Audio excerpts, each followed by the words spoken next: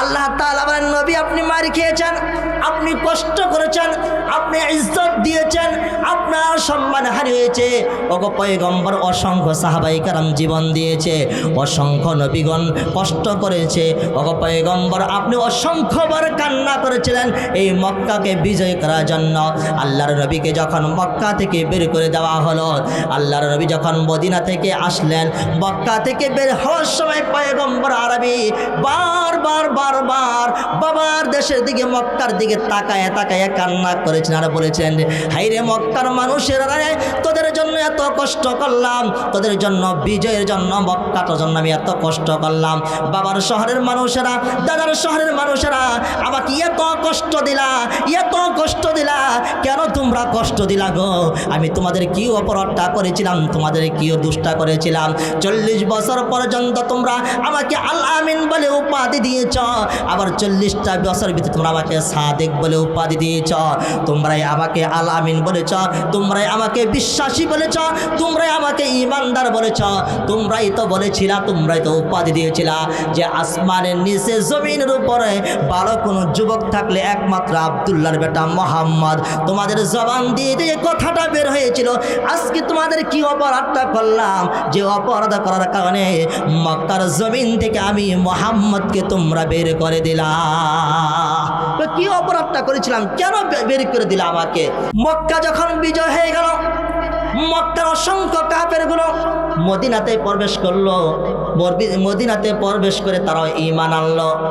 ঈমান আনার পর এখন চতুর্দিকে মানুষগুলো একসাথে নারায়ে তাকবীর দিতে দিতে মক্কায় প্রবেশ করলো। আল্লাহ বলেছেন, আরাআইতান নাস ইয়াদখুলুনা ফি দীনিল্লাহি আফওয়াজা। পয়গম্বর আপনি দেখবেন অসংখ্য মানুষগুলো দলে দলে কাতারে কাতারে মক্কার ভিতরে প্রবেশ করবে, কারণ মক্কা বিজয় হয়ে গিয়েছে।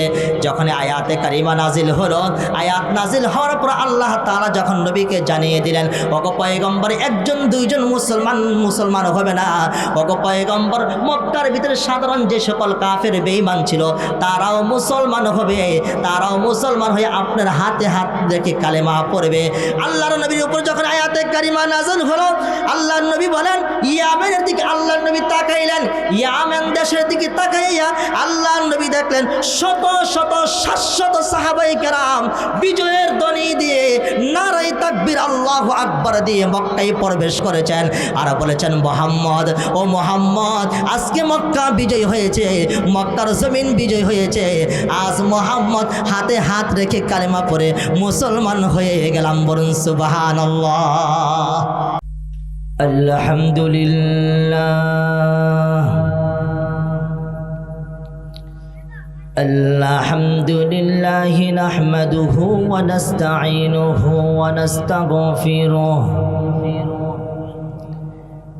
ওয়া নাউযু বিল্লাহি মিন শুরুরি আনফুসিনা ওয়া মিন সাইয়্যাতি আ'মালিনা। من يهده الله فلا مضل له ومن يضلله فلا هادي له ونشهد أن سيدنا ومولانا محمدا عبد الله ورسوله.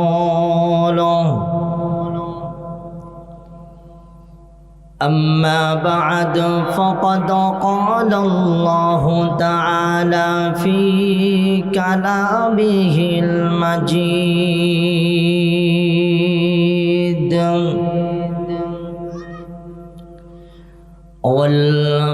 والفرقان الحميد.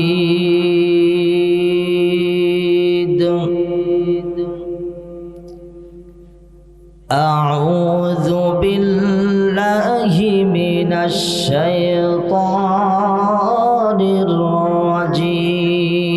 الرجيم. بسم الله الرحمن الرحيم.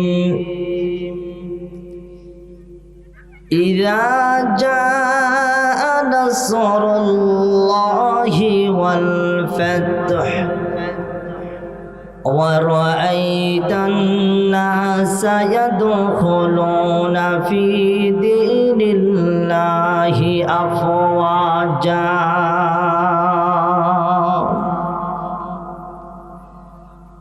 فسبح بحمد ربك واستغفره إنه كان توابا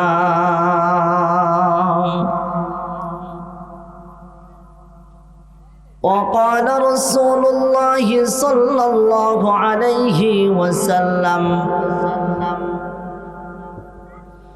من عادني وليا فقد آذنت له بالحرب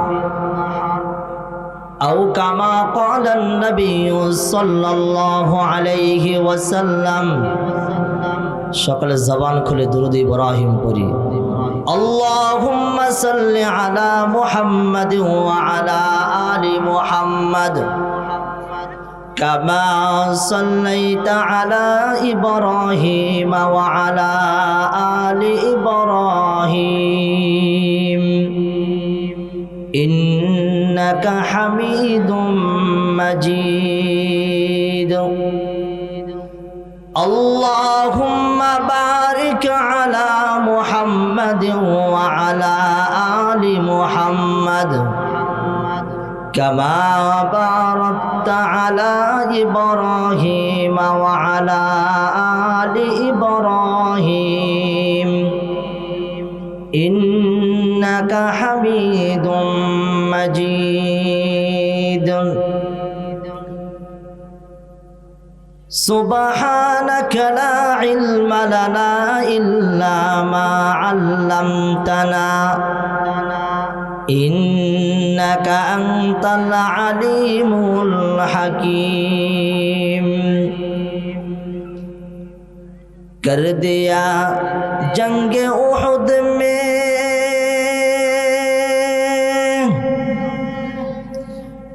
मुस्तफा दंदा शहीद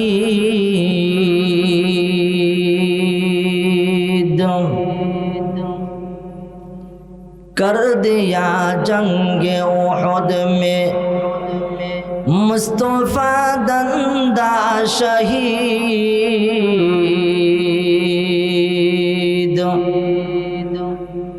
ये शरीअत ये तरीक़त हमको मिलने को लिए अल्हम्दुलिल्लाह महान रब्बे कारिम मेरा दरबार लाखों कोटि शुक्रिया जय महान रब्बे करीम যুব সমন্বয়ের উদ্যোগে এক তাফসীরুল কুরআন মাহফিলে আপনি কে আমাকে আসার বসার তৌফিক দান করেছেন। এজন্য সর্বপ্রথম রব্বে কাবার দরবারে শুকর আদায় করি, সকলে জবান খুলে বলি, সকলে পড়ুন আলহামদুলিল্লাহ। সম্মানিত উপস্থিতি, আজকে মাহফিলের সম্মানিত সভাপতি হাফেজ হযরত মাওলানা মোহাম্মদ আব্দুল্লাহ আল মামুন, ইমাম ও খতিব বোয়ালি বাজার বাইতুল মামুর জামে মসজিদ, আমার সামনে যে সকল মুরব্বী বাবাজিরা, যুবক ভাইয়েরা, পর্দার আড়ালে অবস্থানরত সম্মানিত মা বোনেরা, সর্বপ্রথম রব্বে কারিমের দরবারে শুকর আদায় করি যে রব্বে কারিম আপনাকে আমাকে অনেকগুলো দামি নিয়ামতের ভিতরে দামি একটি নিয়ামত রব্বে কারিম দান করেছেন, সুস্থতার নিয়ামত। এই জন্য দিল থেকে আবারও শুকর আদায় করি, বলি আলহামদুলিল্লাহ। শুকর আদায় করলাম কার? সকলে জবান খুলে আওয়াজ দিয়ে বলি শুকর আদায় করলাম কার? যে মাহফিলে আমরা বসেছি, সেই মাহফিলে অন্য কোনো দিক নিয়ে আলোচনা করা যাবে না, একটা দিক নিয়ে আলোচনা করতে হবে। যেহেতু তাফসিরুল কোরআন মাহফিল আর আমাকে আলোচনা নির্ধারিত একটা সূরা দেওয়া হয়েছে, সেই সূরার উপরই আলোচনা করব। রব্বে কারিম যেন এই আলোচনাগুলো শুনে আমি অদম্য সহ যেন আমাদের সবাইকে যেন আমল করা তৌফিক দান করে, সকলে বলে আমিন। কোরআনে কারিমের ছোট্ট সূরায় তেলাওয়াত করেছি, যে সূরাগুলো আমরা বাসায় বসে বসে শিখেছি। যারা পাকা দাড়িওয়ালা আছেন, যুবক ভাই আছেন, সকলেই একই কথা বলতে বাধ্য। এই ছোট্ট সূরা আমরা আমাদের মায়ের বাবার জবান থেকে শিখেছি। এটা শেখার জন্য আলাদা কোনো সময় ব্যয় করতে হয় নাই, কারণ মায়ের কাছ থেকে বারবার শুনে শুনে সূরাটা আমরা মুখস্থ করেছি। যে একটি সূরা তেলাওয়াত করেছি, সূরার নামটা হলো সূরাতুন নাসর। সূরা নাসর কোরআনে কারিমে আল্লাহ তাআলা 114 খানা সূরা নাজিল করেছেন। এর ভিতরে সর্বশেষ একসাথে যে সূরাটা নাজিল হয়েছে সেই সূরাটা হলো সূরাতুন নাসর। কোরআনে কারিম সাজানোর সিস্টেম হিসাবে এই সূরার নাম্বার পড়েছে 110, নাজিল হিসাবে সূরা নাম্বার হয়েছে 114। তাহলে একবার জবান খুলে বলি, কোরআনের সর্বশেষ নাজিলকৃত সূরা সূরাতুন নাসর। বাবাজিরা জবান খুলে সূরাতুন নাসর। এমন কেউ না যে সূরা আমরা পারি না, আলহামদুলিল্লাহ সকলেই পারি এই সূরাটা আমরা। সূরা আন-নাসর যে তেলাওয়াত করেছি, নাসর শব্দের অর্থ হলো সাহায্য করা। এই সূরার আরেকটি নাম দেওয়া হয়েছে তাওদিয়া, অর্থ রুখসত। তাহলে এই সূরার দুইটি নাম পাইলাম, একটা হলো সাহায্য করা, আরেকটা হলো তাওদিয়া, মানে কি রুখসত, বিদায় নেওয়া, চলে যাওয়া। তো কয়টা নাম পাইলাম? কথা বলেন, কয়টা নাম পাইলাম? দুইটা নাম পাইলাম। নবী আলাইহিস সালামের জিন্দেগিতে নবী আলাইহিস সালাম উমরা করেছেন 4 বার। কয়বার? জবান খুলে বলি, কয়বার উমরা করেছেন? আর হজ করেছেন একটি। কয়টি? এই সূরাতে 3টি আয়াত, 27টি বাক্য রয়েছে, 77টি অক্ষর রয়েছে। তাহলে এই সূরা যদি আমরা তেলাওয়াত করি, এই সূরা যদি তেলাওয়াত করি, একবার তেলাওয়াত করলে 770টা নেকি আপনার আমার আমল নামায় আল্লাহ তাআলা লিখে দিবেন। বলুন সুবহানাল্লাহ। কয়শো নেকি? 770টা নেকি। কে লিখে দিবেন? জবান খুলে বলি, কথা বলি, কে লিখে দিবেন? আল্লাহ তাআলা লিখে দিবেন। তাহলে নবী আলাইহিস সালাম মক্কা থেকে যখন মদিনায় চলে যান, ইতিহাসের দিকে আসি, নবী আলাইহিস সালামের হায়াতে জিন্দেগি পেয়েছিলেন 63 বছর। ক্বাবলান নবুওয়া বাদান নবুওয়া, নবুয়তের আগে ছিল 40 বছর, নবুয়তের পরে 23 বছরকে আবার 2 ভাগ করা, 13 বছর মক্কা, 10 বছর মদিনা। যখন নবী আলাইহিস সালাম বাবা মায়ের দেশ, বাবার দেশের মানুষেরা মক্কা জমিন থেকে পয়গম্বর আরবীকে বের করে দিলেন, নবী আলাইহিস সালামকে বের করে দিলেন। আর রাহিকুল মাখতুম কিতাবের ভিতরে লেখা হয়েছে, পয়গম্বর আরবী স্বপ্ন দেখলেন, 6 মতান্তরে 7 বছর পর স্বপ্ন দেখলেন যে সাহাবায়ে আজমাইনকে নিয়ে নবী আলাইহিস সালাম উমরা করতে যাচ্ছেন। উমরা করেছেন, মাথা মুন্ডন করেছেন, নবী আলাইহিস সালাম স্বপ্নগুলো দেখলেন, সাহাবাই কেরামকে বললেন, এই সাহাবীরা রে, আমি তো এমন একটা স্বপ্ন দেখেছি। সমস্ত সাহাবাই কেরাম বলেন, ইয়া রাসূলুল্লাহ, আপনি স্বপ্ন দেখছেন, আপনার স্বপ্ন তো বাস্তবায়ন হবে। সুবহানাল্লাহ। যেই সকল সাহাবাই কেরাম মক্কা থেকে মদিনায় আসছিলেন, সেই সকল সাহাবাই কেরামের মনে আনন্দ উল্লাসে ভরে গেল যে বাবার দেশে তো আমরা আবার যাব, নিজের দেশে তো আবার যাব। যখন এই স্বপ্নটা দেখলেন পয়গম্বর আরবি 1400 সাহাবাই কেরামকে নিয়ে হুদাইবিয়া নামক স্থানে চলে গেলেন। উসমান রাদিয়াল্লাহু তাআলাকে মক্কায় পাঠানো হলো। মক্কা পাঠানোর পর উসমান রাদিয়াল্লাহু তাআলাকে কাফেররা বন্দী করে রেখে দিল। কেন পাঠাইলেন? উসমান রাদিয়াল্লাহু তাআলাকে পাঠানো হয়েছিল যে উসমান, তুমি অনুমতি নিয়ে আসো, আমরা শুধু মক্কায় যাব আর আসব, মাত্র 3 দিন অবস্থান করব, আমাদেরকে যেন এই সুযোগটা মক্কার কাফেররা দেয়। কিন্তু উসমান রাদিয়াল্লাহু তাআলা এটা বলার জন্য গিয়েছিলেন, কিন্তু কাফেররা কি করলেন? ওনাকে বন্দী করে রেখে দিলেন। এই সংবাদটা নবীর কাছে এসে পৌঁছল। নবী আলাইহিস সালাম সেখানে বায়াত গ্রহণ করলেন। তখন নবী আলাইহিস সালাম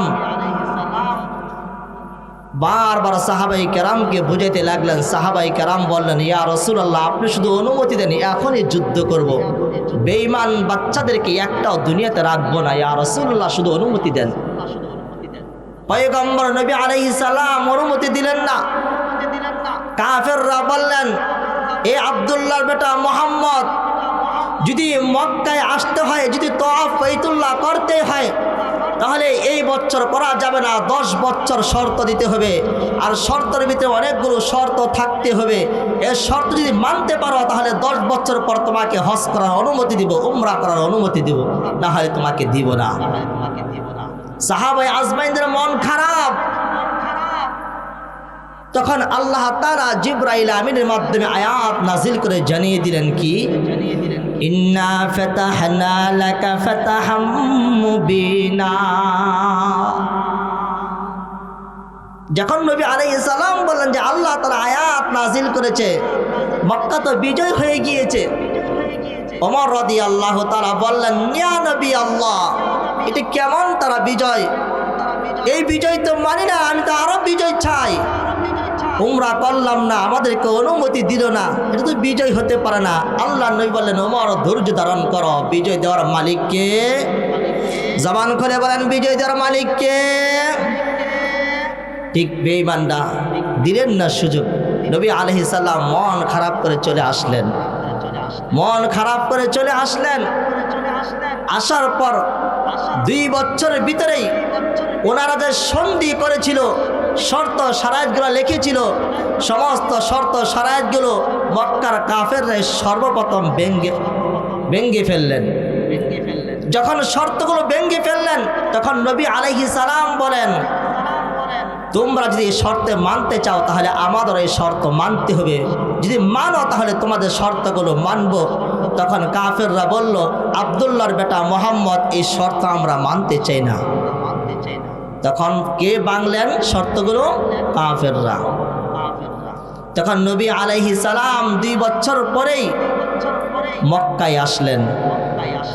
মক্কায় আসার পর মদিনা, যে সকল সাহাবাই কেরাম মক্কা থেকে হিজরত করে মদিনায় গিয়েছিলেন, সমস্ত সাহাবাই কেরামকে নিয়ে আসলেন। আসা মাত্রই সমস্ত সাহাবাই কেরামগুলো ঘাবড়িয়ে ফেললেন। নবী মনে হয় আর মদিনাতে যাবেন না, মক্কায় থাকবেন, যেহেতু এই দেশটা বিজয় হয়ে গেছে। নবী আলাইহিস সালাম সাহাবাই কেরামকে বললেন, এ আমার সাহাবীরা রে, তোমরা চিন্তা করি না, পেরেশান হইও না, আমি মক্কায় থাকবো না, আমি মদিনায় থাকবো, তোমাদের সাথে থাকবো। জোরে জোরে বলি সুবহানাল্লাহ। তাহলে মুহতারাম হাজিরিন, একজন সাহাবাই কেরামকে মক্কার দায়িত্ব দিয়ে আল্লাহর নবী মদিনায় চলে গেলেন।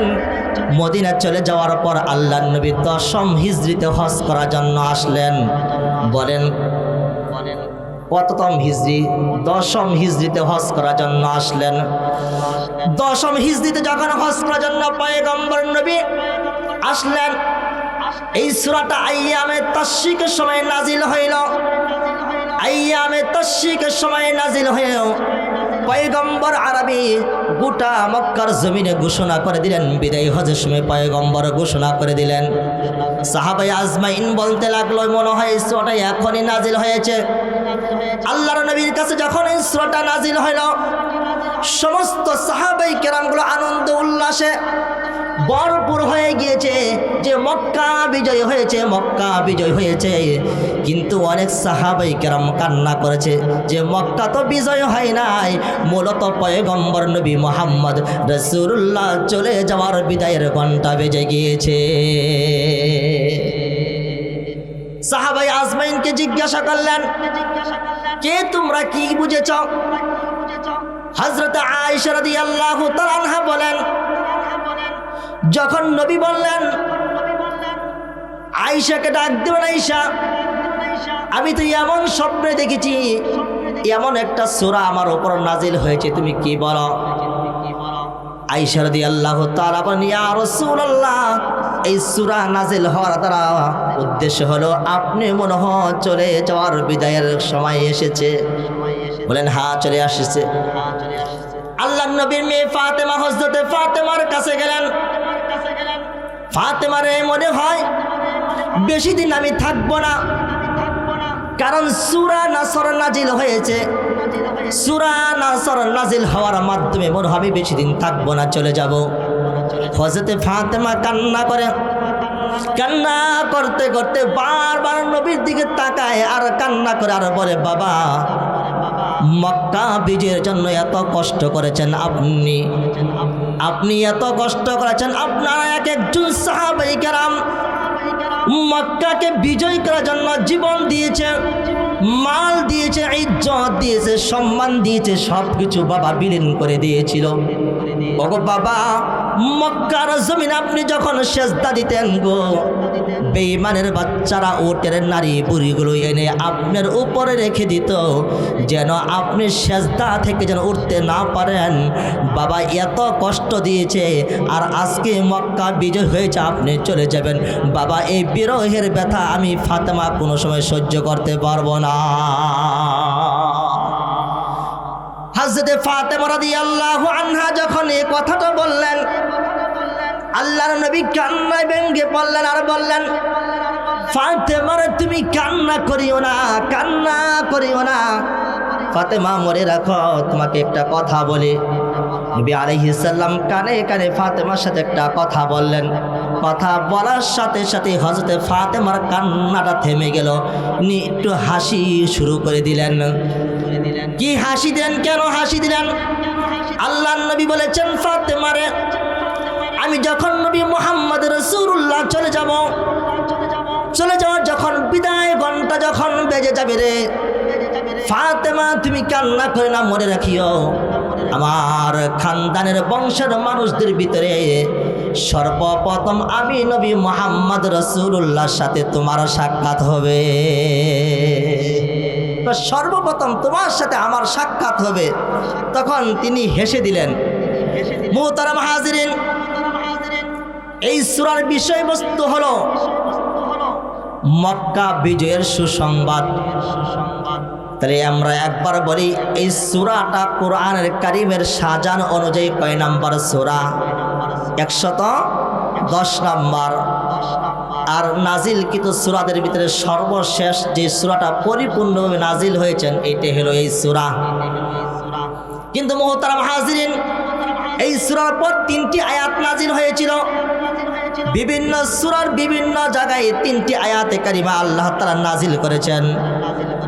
একটা আয়াত সূরাতুল মাইদার ভিতরে আল্লাহ তাআলা বলেন, আল ইয়াউমা আকমালতু লাকুম দীনাকুম ওয়া আতমামতু আলাইকুম নি'মাতি ওয়া রাদিতু লাকুমুল ইসলাম। পরবর্তী আরেকটা সূরা আয়াত নাজিল হয়, আল্লাহ তাআলা বলেন, লাকাদ জাআকুম রাসূলুম মিন আনফুসিকুম। সূরাতুত তাওবার 128 নম্বর আয়াতে কারিমা। সর্বশেষ যে আয়াতে কারিমা নাজিল হয়েছিল এটা হলো সূরাতুল বাকারার 281 নম্বর আয়াতে কারিমা। আল্লাহ বলেন ওয়াত্তাকু ইয়াওমান তুরজাউনা ফীহি ইলাল্লাহ সুম্মা তুওয়াফা কুল্লু নাফসিম মা কাসাবাত ওয়া হুম লা ইযলামুন। আল্লাহ তাআলা বলেন ওয়াত্তাকু ইয়াওমান তুরজাউনা ফীহি ইলাল্লাহ, ভয় করো আমি রবকে, আমি আল্লাহকে ভয় করো। ওয়াত্তাকু ইয়াওমান তুরজাউনা ফীহি ইলাল্লাহ, ভয় করার মতো রব্বে কারিমকে ভয় করো আর নিজের আমলকে পরিপূর্ণ করো। একজন আরেকজনের উপর জুলুম করিও না, অত্যাচার করিও না। আল্লাহ তাআলা বলেন অত্যাচার করিও না, জুলুম করিও না। এই আয়াতে কারিমা নাজিল করে আল্লাহ তাআলা জানিয়ে দেন নিজে যেই পরিমাণ আমল করবা নিজের আমল যেন পরিপূর্ণ হয়। নিজের আমলটা পরিপূর্ণ করো। নিজের আমলটা যে পরিপূর্ণ করে কবরে যাইতে পারো তাহলে কবরটা জান্নাতের বাগান আমি আল্লাহ তোমাদেরকে বানাইয়া দিব।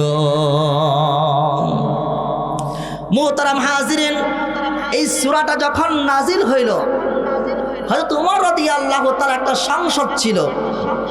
ওমর রাদিয়াল্লাহু তাআলা সবসময় ইবনে আব্বাসকে পাশে রাখতেন। 17 বছর 18 বছর একজন যুবককে পাশে রাখতেন। যেখানে মুরব্বী সাহাবায়ে কেরামগুলো বসে থাকতেন সেখানে একজন যুবক সবসময় হযরত ওমর রাদিয়াল্লাহু তাআলা পাশে নিয়ে বসাইতেন। মুরব্বী সাহাবীরা একে একে বলতে লাগলো যে হযরত ওমর কেমন কাজ করে, আমাদের ছেলে বয়সের ছেলেকে এখানে বসায় রাখে, আমরা মন খুলে কথা বলতে পারি না, এটা কেমনটা লাগে। সাহাবায়ে কেরামের ভিতরে ফিসফিস আওয়াজ শুরু হচ্ছে। ওমর রাদিয়াল্লাহু তাআলা একদিন বললেন, ইবনে আব্বাসকে নিয়ে গেলেন, নিয়ে যাওয়ার পর সকলকে বসাইলেন, বললেন যে বলো তো আপনারা সকলে বলুন তো এই সূরাটা কেন নাজিল হয়েছে। এক একজন সাহাবায়ে কেরাম বললেন যে এই সূরাটা নাজিল হয়েছে যে মক্কা বিজয় হয়েছে, মক্কা ছাড়া আরও যে সকল বড় বড় দেশগুলো রয়েছে সেই সকল দেশগুলো আমাদের বিজয় করতে হবে। এক একজন সাহাবায়ে কেরাম এক একটা কথা বললেন। তখন হযরত ওমর রাদিয়াল্লাহু তাআলা ইবনে আব্বাসকে বললেন, আব্বাস, আব্দুল্লাহ ইবনে আব্বাসকে বললেন তুমি বলো তো এই সূরাটা কেন নাজিল হয়েছে। তো এই সূরাটা নাজিল হয়ে তার উদ্দেশ্য হলো নবী সাল্লাল্লাহু আলাইহি সাল্লাম দুনিয়া থেকে বিদায় নিয়ে চলে যাবেন। হযরত ওমর রাদিয়াল্লাহু তাআলা বললেন হ্যাঁ এটাই সত্য, এটাই বাস্তবতা, এই জন্যই তো আমি এই যুবকটাকে সবসময় পাশে রাখি। আর এটা কোনো সাধারণ কোনো যুবক ছিল না, যেই যুবকের মতামত ছাড়া কোনো তাফসীর কারকগণ তাফসীর করতে পারে না, যাকে বলা হয় রাইসুল মুফাসসিরিন হযরত আব্দুল্লাহ ইবনে আব্বাস। আব্দুল্লাহ ইবনে আব্বাসের রিওয়ায়াত ছাড়া কোনো তাফসীর কারকগণ তাফসীর কিতাব লিখতেও পারে না, করতেও পারে না। কেন এত জ্ঞান পাইলেন? আব্দুল্লাহ ইবনে আব্বাস জন্য নবী আলাইহিস সালাম হাত উঠায় আসমানের দিকে দোয়া করেছিলেন। কি দোয়া করেছিলেন? আল্লাহুম্মা ফাক্কিহু ফিদ্দীন ওয়া আল্লিমহু তা'ওয়িল। হে আল্লাহ, আব্দুল্লাহ ইবনে আব্বাসকে তুমি ফিকহের জ্ঞান দান করো, তাফসীরের জ্ঞান, কুরআনের ব্যাখ্যা বিশ্লেষণের জ্ঞান তুমি আব্দুল্লাহ ইবনে আব্বাসকে দান করো। আব্দুল্লাহ ইবনে আব্বাসের জন্য দোয়া করেছিলেন কে? জবান খুলে বলে, একটু জবান খুলি বলি কে? আল্লাহর নবী দোয়া করেছিলেন, দোয়া করেছেন আল্লাহ তাআলার কাছে। আল্লাহর নবী কবুল করবেন কে? জবান খুলে বলে দোয়া করেছিলেন রাহমাতুল লিল আলামিন, দোয়া কবুল করবেন রব্বুল আলামিন। রব্বুল আলামিন সাথে সাথে নবীর দোয়াটা কবুল করে ফেললেন। এই জন্য আব্দুল্লাহ ইবনে আব্বাসের এত মর্যাদা আল্লাহ তাআলা দান করেছে। গোটা সমস্ত সাহাবায়ে কেরাম থেকে আলাদা আরেকটা যোগ্যতা জ্ঞান আল্লাহ তাআলা আব্দুল্লাহ ইবনে আব্বাসকে দান করেছে। মুহতারাম হাজিরিন, এই সূরাটা যখন নবী আলাইহিস সালাম নাজিল হইল, নাজিল হওয়ার পর পয়গম্বর ডাক দিয়ে বললেন বিদায় হজের ঘোষণার ভিতরে আল্লাহ নবী যখন খুতবা পড়তেছিলেন, খুতবার ভিতরে সূরাটা পড়লেন। কি সূরা পড়লেন? ইযা জাআ নাসরুল্লাহি ওয়াল ফাতহ। আল্লাহ নবী এই সূরাটা যখন পড়লেন, ইযা জাআ নাসরুল্লাহি ওয়াল ফাতহ, যখন আসবে আল্লাহর সাহায্য এবং বিজয়, যখন আসবে আল্লাহর সাহায্য এবং বিজয়। প্রথম কথা বলা হয়েছে যখন আসবে আল্লাহর সাহায্য। বলুন তো আপনাকে আমাকে সাহায্য কে করতে পারে?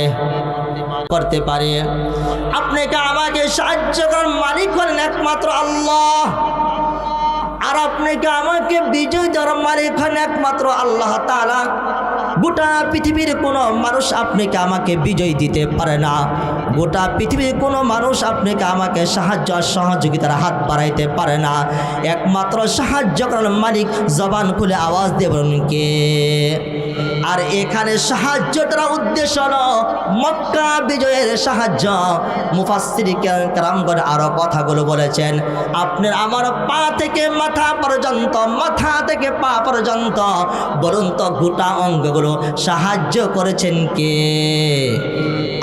আমি নিজের শক্তির মাধ্যমে মাঠে আসতে পারি নাই রে বাবাজি, আপনাকে আমাকে আসার তৌফিক দান করেছেন কে? আপনাকে আমাকে আসার তৌফিক যিনি মালিক দান করেছেন, সেই মালিক ডাক দিয়ে বলেন কাদেরকে সাহায্য করব? মনে রাখো, দুই শ্রেণী মানুষদেরকে আমি আল্লাহ সাহায্য করব। বলেন কয় শ্রেণী মানুষদেরকে? জোরে জবান খুলে বলেন কয় শ্রেণী মানুষদেরকে? আল্লাহ তাআলা বলেন ইন্না লানানসুরু রাসূলানা ওয়াল্লাযীনা আমানু। আল্লাহ তাআলা এই আয়াতের কারিমার ভিতরে বলেন আমি একমাত্র সাহায্য করি নবী রাসূলদেরকে, দুই নম্বর সাহায্য করব ঈমানদারকে। আল্লাহ তাআলা বলেছেন এক নম্বর সাহায্য করব নবীদেরকে, রাসূলদেরকে, দুই নম্বর সাহায্য করব ঈমানদারদেরকে, মুমিনদেরকে সাহায্য করব। আল্লাহ তাআলা 16 নম্বর পারা 3 নম্বর পৃষ্ঠায় একটা আয়াতে কারিমা নাজিল করে দেন। সূরাতুল কাহফের ভিতরে আল্লাহ তাআলা বলেন ইন্নাল্লাযীনা আমানু ওয়া আমিলুস সালিহাতি কানাত লাহুম জান্নাতুল ফিরদাউসি নুজুলা। আল্লাহ তাআলা ওই সূরার ভিতরে বলেন, আয়াতে কারিমার ভিতরে আল্লাহ তাআলা বলেন যে একমাত্র যে ঈমান আনতে পারো, আমল সালিহা কাজ করতে পারো, এক নম্বর হলো ঈমান আনতে হবে, দুই নম্বর হলো নেক কাজ করতে হবে। যে দুইটা কাজ করতে পারো তাহলে আমি আল্লাহ তোমাদেরকে জবান দিলাম, কথা দিলাম, কানাত লাহুম জান্নাতুল ফিরদাউসি নুজুলা। তাহলে আমি আল্লাহ তোমাদেরকে জান্নাতে ফেরদাউসের মেহমান বানাইয়া নিব। জোরে জোরে বলি সুবহানাল্লাহ। এক নম্বর হলো আমল সালিহা, দুই নম্বর হলো ঈমান আনতে হবে, দুই নম্বর হলো আমল সালিহা কাজ করতে হবে। দুইটা কাজ যদি করতে পারে তাহলে আপনাকে আমাকে আল্লাহ জান্নাতে ফেরদাউসের মেহমান বানাইয়ে নেবে। জোরে জোরে বলি সুবহানাল্লাহ। তাহলে আল্লাহ তাআলা বলেছেন আমি একমাত্র সাহায্য করি রাসূলদেরকে, দুই নম্বর সাহায্য করি আমি মুমিনদেরকে সাহায্য করি। তাহলে কত নবী আলাইহিস সালাম এই দিনের দাওয়াত দেওয়ার জন্য কত কষ্ট করেছেন, মারি খেয়েছেন। এমন করে অসংখ্য নবীদেরকে পরাদ দিয়ে এমনকি অসংখ্য নবীদেরকে শহীদ করে দেওয়া হয়েছিল। একটাই অপরাধ ছিল, কেন তোমরা দিনের দাওয়াত আমাদেরকে দাও। অসংখ্য নবীগণ শহীদ হয়েছেন, অসংখ্য সাহাবায়ে কেরাম দিনকে জিন্দা করার জন্য শহীদ হয়েছেন। আল্লাহ তাআলা যখন আয়াতে কারিমা নাজিল করে জানিয়ে দিলেন ওয়ালাকাদ নাসরাকুমুল্লাহু বিবাদরিন ওয়া আনতুম আদিল্লা। আল্লাহ তাআলা বলেন বদরের ময়দানে আমি সাহায্য করেছি, উহুদের ময়দানে তোমাদেরকে সাহায্য করেছি, খন্দকের ময়দানে আমি তোমাদেরকে সাহায্য করেছি। গোটা পৃথিবী মুমিন যেখানে আছে আমি আল্লাহ তাআলা সেখানে মুমিনদের জন্য সাহায্য করি। আল্লাহ বলেন মুমিন যেখানেই থাকবে মুমিনের জন্য সাহায্য আমি আল্লাহর জন্য ওয়াজিব হয়ে যায়। মুমিন যখন যে কাজ করবে এই কাজের ভিতরে সাহায্য করবেন কে? জবান খুলে বলে কে করবেন? আল্লাহ তাআলা বলেন ওয়ামান নাসরু ইল্লা মিন ইনদিল্লাহিল আজিজিল হাকীম। আল্লাহ তাআলা বলেন আমার সাহায্য একমাত্র মুমিনদের জন্যই থাকবে, আমার সাহায্য একমাত্র রাসূলদের জন্যই থাকবে। আল্লাহ তাআলা পরবর্তী আরেকটা অন্য আয়াতে বলেন ওয়ালা তাহিনু ওয়ালা তাহজানু ওয়া আনতুমুল আ'লাউন। আল্লাহ বলেন বান্দারে চিন্তা করে না, পেরেশান হইও না, নিজেকে ঘাবড়াইও না। গুনাহ করেছো, গুনাহের জন্য তওবা করো, ইস্তেগফার করো, তওবা করো, বেশি বেশি তওবা করে আমি রবের কাছে যদি তওবা করতে পারো খাঁটি মনে, আমি রব তোমাকে কথা দিলাম গোলাম সেজদা দিবা জমিনে, আর তোমার সেজদার কম্পনটা আরশ মহল্লায় কম্পন সৃষ্টি হয়ে যাবে। মাইয়া আশিক মাওলা হু মুঝে ইশকে নিরালা, মাইয়া আশিক মাওলা হু মুঝে ইশকে নিরালা, ये जुमला जहाँ जिसके जहाँ, ये जुमला जहाँ जिसके तजल्ली से उजाला। मोहतरम हाजिरिन, যখন আল্লাহ তাআলার ভালোবাসা নিয়ে সেজদা দিব, এই সেজদার ভিতরে বরকত দান করবেন কে? জবান খুলে বলেন আপনি কি আমাকে জান্নাতের মালিক বানাবেন কে?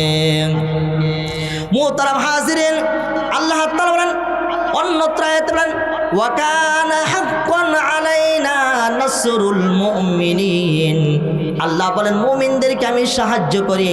তাহলে বোঝা গেল ইদা জাআ নাসরুল্লাহি ওয়াল ফাতহ, আল্লাহ তাআলা বলেন যখন আসবে আল্লাহর সাহায্য, বিজয় আসবে, তখন মনে রাখবা গোটা পৃথিবীটা যেন বিজয় করে দিলাম আমি আল্লাহ। জোরে জোরে বলি সুবহানাল্লাহ। যখন এই সূরাটা নাজিল হইল তখন কি হয়ে গেল? গোটা মক্কা বিজয় হইল, মানে গোটা পৃথিবীর মুসলমানদের জন্য বিজয়টা কে দান করলেন? জবান করে বলি বিজয়টা কে দান করলেন? তাহলে আল্লাহ তাআলা বিজয় দান করলেন। মুহতারাম হাজিরিন, আল্লাহ তাআলা কোরআনুল কারীমের অন্যত্র আয়াতে বলেন যে আমার নবী তোমাদের কাছে যে আমানতগুলো নিয়ে তোমাদের কাছে দিয়েছে, এই আমানতগুলো তোমরা রক্ষা করো। তোমাদের কাছে যে আমানতগুলো দেওয়া হয়েছে, আমানতগুলো তোমরা যদি রক্ষা করতে পারো, তাহলে কবরটা জান্নাতের বাগান আল্লাহ বানাইয়া দিবেন। কবরটা কি বানাবেন? জবান খুলে বলি কবরটা কি বানাবেন? কবরটা জান্নাতের বাগান বানাবেন। এই জন্য আল্লাহ তাআলা বলেন তাবারাকাল্লাযী বিয়াদিহিল মুলক, আল্লাহ তাআলার গোটা পৃথিবীর রাজত্ব ক্ষমতার মালিক একমাত্র কে? জবান খুলে বলি কে? মুহতারাম হাজিরিন, আল্লাহ তাআলা আয়াতুল কুরসি নামে একটা আয়াত নাজিল করেছেন, যে আয়াতে কুরসি মানে একটা চেয়ার, যে আল্লাহ তাআলা বলেন যে চেয়ারটা এত মর্যাদাবান আমি আল্লাহ দান করেছি, যে চেয়ারে বসে হক কথা বলবে, ঈমান আর আমল আর ইনসাফের কথাগুলো বলবে। আল্লাহ বলেন ওই চেয়ার ভিতরে যে বসবে তারও আমি আল্লাহ বরকত দান করব। বলি সুবহানাল্লাহ। কিন্তু আমাদের সমাজটাতে এমন হয়ে গিয়েছে যে আল্লাহ তাআলা কুরসি নামে একটা আয়াতে কারিমা রয়েছে, বলেছেন চেয়ারে এত মর্যাদা এত ইজ্জত দেওয়া হয়েছে, যারা চেয়ারকে সম্মান করবে ইজ্জত দিবে তাদের ইজ্জত বাড়াবেন কে? জবান খুলে বলি কে বাড়াবেন? তাহলে মুহতারাম হাজিরিন, দ্বিতীয় আরেকটা আয়াতে তাহলে আল্লাহ তাআলা কি বলেছেন? আল্লাহ তাআলা বলেন ওয়ারাআইতান নাসা ইয়াদখুলুনা ফি দীনিল্লাহি আফওয়াজা। আল্লাহ তাআলা বলেন ওয়ারাআইতান নাস, মানুষরা দেখবে ইয়াদখুলুনা ফি দীনিল্লাহি আফওয়াজা, দলে দলে ইসলামী মানুষগুলো প্রবেশ করবে। বলেন সুবহানাল্লাহ। আল্লাহ তাআলা বলেন নবী আপনি মার খেয়েছেন, আপনি কষ্ট করেছেন, আপনি ইজ্জত দিয়েছেন, আপনার সম্মান হারিয়েছে। ওগো পয়গম্বর, অসংখ্য সাহাবায়ে কেরাম জীবন দিয়েছে, অসংখ্য নবীগণ কষ্ট করেছে। ওগো পয়গম্বর, আপনি অসংখ্যবার কান্না করেছিলেন এই মক্কাকে বিজয় করার জন্য। আল্লাহর নবীকে যখন মক্কা থেকে বের করে দেওয়া হলো, আল্লাহর নবী যখন মদিনা থেকে আসলেন, মক্কা থেকে বের হওয়ার সময় পয়গম্বর আরবি বারবার বাবার দেশের দিকে মক্কার দিকে তাকায় তাকায় কান্না করেছেন আর বলেছেন হাইরে মক্কার মানুষেরা, তোদের জন্য এত কষ্ট করলাম, তোদের জন্য বিজয়ের জন্য মক্কাটার জন্য আমি এত কষ্ট করলাম। বাবার শহরের মানুষেরা, দাদার শহরের মানুষেরা আমাকে এত কষ্ট দিলা, এত কষ্ট দিলা, কেন তোমরা কষ্ট দিলা গো? আমি তোমাদের কি অপরাধটা করেছিলাম? তোমাদের কি দুষ্টা করেছিলাম? 40 বছর পর্যন্ত তোমরা আমাকে আল আমিন বলে উপাধি দিয়েছ, আবার 40টা বছর ভিতরে তোমরা আমাকে সাদিক বলে উপাধি দিয়েছ, তোমরাই আমাকে আল আমিন বলেছ, তোমরাই আমাকে বিশ্বাসী বলেছ, তোমরাই আমাকে ইমানদার বলেছ, তোমরাই তো বলেছিলা, তোমরাই তো উপাধি দিয়েছিলা যে আসমানের নিচে জমিনের উপরে ভালো কোনো যুবক থাকলে একমাত্র আব্দুল্লাহর বেটা মোহাম্মদ। তোমাদের জবান দিয়ে যে কথাটা বের হয়েছিল, আজকে তোমাদের কি অপরাধটা করলাম যে অপরাধ করার কারণে মক্কার জমিন থেকে আমি মোহাম্মদকে তোমরা বের করে দিলা? কি অপরাধটা করেছিলাম, কেন বের করে দিলা আমাকে? তখন আল্লাহ তাআলা যখন মক্কা যখন বিজয় হয়ে গেল, মক্কার অসংখ্য কাফেরগুলো মদিনাতে প্রবেশ করলো। মদিনাতে প্রবেশ করে তারাও ঈমান আনলো। ঈমান আনার পর এখন চতুর্দিকে মানুষগুলো একসাথে নারায়ে তাকবীর দিতে দিতে মক্কায় প্রবেশ করলো। আল্লাহ বলেছেন আরাআইতান নাস ইয়াদখুলুনা ফি দীনিল্লাহি আফওয়াজা, পয়গম্বর আপনি দেখবেন অসংখ্য মানুষগুলো দলে দলে কাতারে কাতারে মক্কার ভিতরে প্রবেশ করবে, কারণ মক্কা বিজয় হয়ে গিয়েছে। যখন আয়াতে কারিমা নাজিল হলো, আয়াত নাজিল হওয়ার পর আল্লাহ তাআলা যখন নবীকে জানিয়ে দিলেন, ওগো পয়গম্বর একজন দুইজন মুসলমান হবে না, ওগো পয়গম্বর মক্কার ভিতরে সাধারণ যে সকল কাফের বেঈমান ছিল তারাও মুসলমান হবে, তারাও মুসলমান হয়ে আপনার হাতে হাত রেখে কালেমা পড়বে। আল্লাহর নবীর উপর যখন আয়াতে কারিমা নাজিল হলো, আল্লাহর নবী বলেন ইয়ামেনের দিকে আল্লাহর নবী তাকাইলেন, ইয়ামেন দেশের দিকে তাকাইয়া আল্লাহর নবী দেখলেন শত শত শাশ্বত সাহাবায়ে কেরাম বিজয়ের ধ্বনি দিয়ে নারায়ে তাকবীর আল্লাহু আকবার দিয়ে মক্কায় প্রবেশ করেছেন আর বলেছেন মুহাম্মদ, ও মুহাম্মদ আজকে মক্কা বিজয় হয়েছে, মক্কার জমিন বিজয় হয়েছে, আজ মুহাম্মদ হাতে হাত রেখে কালেমা পড়ে মুসলমান হয়ে গেলাম। বলুন সুবহানাল্লাহ।